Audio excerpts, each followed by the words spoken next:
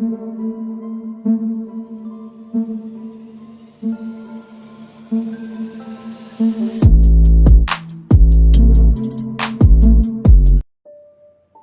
दोस्तों, scary story official में आप सबका स्वागत है। आज की कहानी की तरफ बढ़ने से पहले चैनल को सब्सक्राइब कर लीजिए और अगर कहानी अच्छी लगती है तो प्लीज़ लाइक एंड कमेंट करना मत भूलिएगा। आज की कहानी बहुत ही ज़्यादा डरावनी है, तो देर न करते हुए हम कहानी की तरफ बढ़ेंगे। कहानी रमेश और सुरेश की है। ये दोनों एक गांव में रहते हैं और बहुत खुशदिल बच्चे हैं। अभी रमेश 15 साल का है और सुरेश अभी 14 साल का है। दोनों 1 साल छोटे बड़े हैं। रमेश सुरेश के ताऊ जी का लड़का है, तो दोनों की बहुत बनती भी है। दोनों साथ ही स्कूल जाते हैं और साथ ही खेतों में काम करने जाते हैं। मतलब ये मान लीजिए कि बचपन से ही दोनों साथ में रहे हैं, तो दोनों को बहुत पसंद है एक दूसरे का साथ और दोनों एक दूसरे से अलग नहीं होना चाहते हैं। इनकी फैमिली भी बहुत खुश रहती है क्योंकि बच्चों में एकता है, तो ये बहुत अच्छी बात होती है। तो इसी तरह इनके दिन गुजर रहे थे और अब फाइनली स्कूल से छुट्टियां मिल गई थी क्योंकि गर्मी का मौसम आया था और स्कूल में छुट्टियां हो गई थी। एक दिन दोनों बहुत जिद करते हैं अपने अपने पापा से कि पापा छुट्टियों में हमें कहीं घूमने जाना है, लेकिन उनके पापा के पास टाइम नहीं था क्योंकि इस समय खेतों में भी काम बहुत था। गेहूं की कटाई होनी थी और ये सारे काम बहुत ज़्यादा थे, जिस वजह से पापा को छुट्टी नहीं मिल रही थी। उन्होंने बोला कि ऐसा है, ये सारे काम निपट जाएं, उसके बाद हम चलेंगे। अब दोनों गुस्सा तो बहुत हुए, लेकिन अब कुछ कर भी नहीं सकते थे क्योंकि अकेले जा नहीं सकते हैं। तो इंतज़ार करना होगा कि पापा को जब छुट्टी मिलेगी तो उनके साथ चलेंगे हम लोग। तो सुबह खाना वाना खाकर पापा लोग चले गए खेतों पर और मम्मी लोग अपने घर के कामों में जुट गईं। ये दोनों खाना वाना खाकर बाहर खेल रहे थे और दोस्तों के साथ खेलते खेलते वही 11-12 बज गया था और अब घर वापस आए तो थोड़ा बहुत नाश्ता किया। भूख लग गई थी क्योंकि खाना सुबह 9 बजे खाया था, तो भूख लग गई थी, तो उन्होंने खाना वाना खाया। उसके बाद फिर से जाने लगे तो रमेश की दादी बोलती हैं कि बेटा अभी दोपहर हो रही है और दोपहर में बाहर नहीं जाते हैं। तो रमेश बोलता है दादी फिर घर में क्या करेंगे, इतनी गर्मी हो रही है और घर में गर्मी लगती है, बाहर पेड़ के नीचे बैठेंगे हम लोग, खेलेंगे तो अच्छा लगेगा। दादी बहुत रोकती हैं लेकिन रमेश उनकी एक नहीं सुनता है। तो दादी बोलती ठीक है, अच्छा हम भी चलते हैं। तो उनके साथ दादी भी चल देती हैं। तो थोड़ी दूरी पर एक ट्यूबवेल था जो कि इन्हीं का था, तो उसी ट्यूबवेल पे दादी बैठ जाती हैं और कहती हैं ठीक है, यहाँ पर इतने सारे पेड़ हैं तो यहीं पर खेल लो तुम लोग। तो वो दोनों अपने दोस्तों के साथ, 2 दोस्त और थे, तो ये लोग वहीं पर गिल्ली डंडा और बैट बॉल इन्हीं में से कुछ अपना खेल रहे थे। खेलते खेलते इनकी बॉल कुछ दूर जाकर गिरती है। दादी इनकी वहीं पर एक चारपाई पड़ी थी क्योंकि इनके चाचा अक्सर रात में वहीं लेटते थे, तो वो चारपाई वहाँ पड़ी हुई थी। दादी उसी चारपाई में लेटी थी और लेटे लेटे उनकी आँख लग गई क्योंकि हवा इतनी अच्छी चल रही थी पेड़ के नीचे। वो सो गई थी, तो उन्हें पता ही नहीं चला कि बच्चे कहाँ गए। अब ये चारों बॉल ढूंढते ढूंढते उस बगीचे की तरफ बढ़ चले थे जहाँ पर एक कोठी की तरह घर बना हुआ था। बहुत बड़ी कोठी थी। कहते हैं कि ये बहुत पुरानी समय की है, जब इस गांव में मान लीजिए कि 30-35 साल पुरानी होगी क्योंकि पत्थर की बनी हुई थी वो और बहुत ही खूबसूरत थी। उसी के पास एक बेर का पेड़ था। तो सुरेश जैसे ही बेर के पेड़ में देखता है कि बेर लगे हुए हैं, इतने बड़े बड़े बेर हैं, तो देखकर ललचाने लगता है। वो दौड़ कर जाता है और पेड़ के ऊपर चढ़ जाता है। अब ये दोनों इतना ज़्यादा एक थे कि अगर एक नहीं मिल रहा है तो दूसरा बेचैन हो जाता था। तो रमेश भी परेशान हो जाता है, आखिर सुरेश कहाँ गया। वो ढूंढने लगता है सब जगह। सुरेश ने इनको बताया नहीं था कि वो कहाँ जा रहा है, बस वो दौड़ करके पेड़ में चढ़ गया था। काफ़ी देर हो जाती है। अब ये तीनों ढूंढने लगते हैं। ढूंढते ढूंढते इतना ज़्यादा थक जाते हैं कि वो जो कोठी थी, कोठी के गेट के पास ये बैठ जाते हैं। अब शाम होने चली थी लेकिन अभी तक सुरेश का कोई पता नहीं था। रमेश बहुत डर रहा था कि घर जाएंगे तो मम्मी पापा बहुत डांटेंगे और चाची चाचा भी डांटेंगे। तो आखिर सुरेश कहाँ गया, वो रोने लगा एकदम से। तो तो उसके दोस्त बोले कि रो मत, हम लोग ढूंढ लेंगे।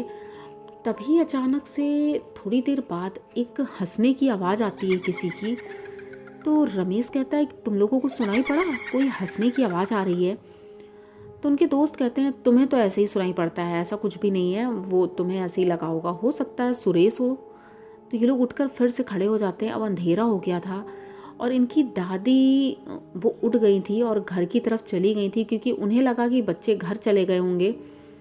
तो वो घर चली गई थी। तो यहाँ जंगल में एकदम सन्नाटा था, पूरा बगीचा इतना घना था कि वहाँ पर दिन में ही अंधेरा लगता था और अब रात हो रही थी। ये तीनों वहाँ सुरेश को अब भी ढूंढ रहे थे। थोड़ी देर बाद पेड़ के जो पत्ते नीचे पड़े थे उनसे आवाज़ आ रही थी, जैसे कोई चल रहा है, चलने की आवाज़ें आ रही थी, जैसे कोई चलता है तो पत्ते मतलब आवाज़ करते हैं, वैसे ही आवाज़ आ रही थी। अब ये तीनों बहुत डर जाते हैं, एक पेड़ के पास तीनों दबक कर बैठ जाते हैं। तभी अचानक से पेड़ से कुछ गिरता है। ये लोग दौड़ कर जाते हैं वहाँ, तो देखते हैं वो सुरेश था। सुरेश पेड़ से गिरा था और ऐसा लग रहा था जैसे किसी ने गिराया है उसको। ये लोग दौड़ कर जाते हैं, उसे हिलाते हैं डुलाते हैं, लेकिन वो बेहोश था, उसे होश ही नहीं था। अब ये तीनों बहुत डर जाते हैं, उसको उठाते हैं और जब चलने वाले थे तभी रमेश देखता है उसी पेड़ के ऊपर एक रेड कलर का कपड़ा लटक रहा है। तो ये सोचता है इतना बड़ा कपड़ा लटक रहा है जैसे किसी साड़ी का कपड़ा हो। तो लेकिन अब सुरेश की हालत ऐसी थी तो उसने ज़्यादा ध्यान नहीं दिया और वो घर की तरफ भागने लगता है। घर पहुंचते हैं तो घर वाले ऑलरेडी बहुत परेशान थे, पूरे गांव में सब ढूंढने में जुटे हुए थे। तो ये लोग जैसे ही पहुंचते हैं तो वो लोग पहले तो डांट लगाते हैं, उसके बाद सुरेश को देखते हैं। सुरेश बेहोश था, उसको होश में लाते हैं और जब वो होश में आता है तो वो कुछ बोल नहीं रहा था। सब लोग इतना परेशान हो जाते हैं, सभी पूछते हैं आखिर तुम्हारे साथ हुआ क्या है, लेकिन वो कुछ बोल नहीं रहा था और उसकी आंखें एकदम लाल थीं। ये देख करके गांव के सभी लोग डर जाते हैं कि जरूर इसके साथ कुछ ना कुछ हुआ है। अब वो रात तो किसी तरह गुजरती है, वो सभी लोग आंगन में ही लेटे थे तो वो भी आंगन में ही लेटा था।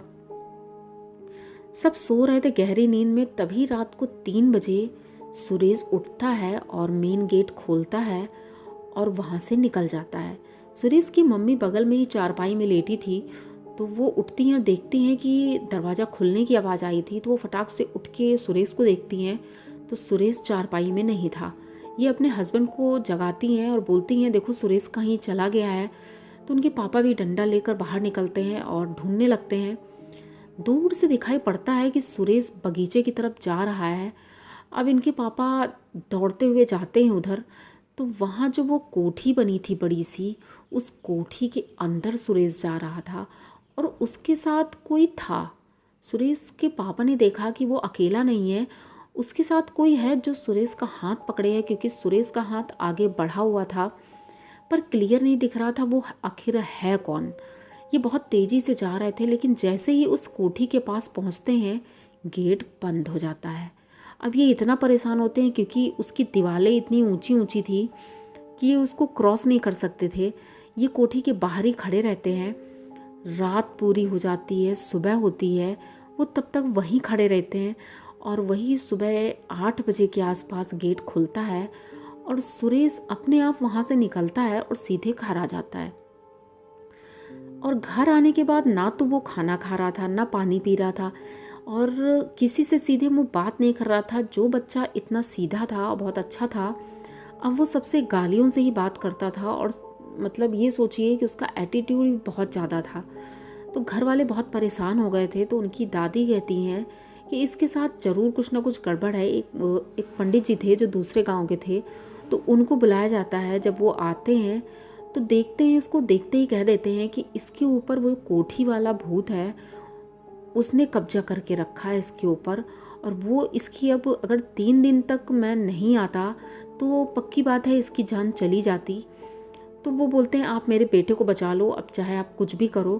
तो पंडित जी बोलते हैं ठीक है, उसी कोठी के पास ही ये पूजा होगी और तभी उस भूत से इसको मुक्ति मिलेगी।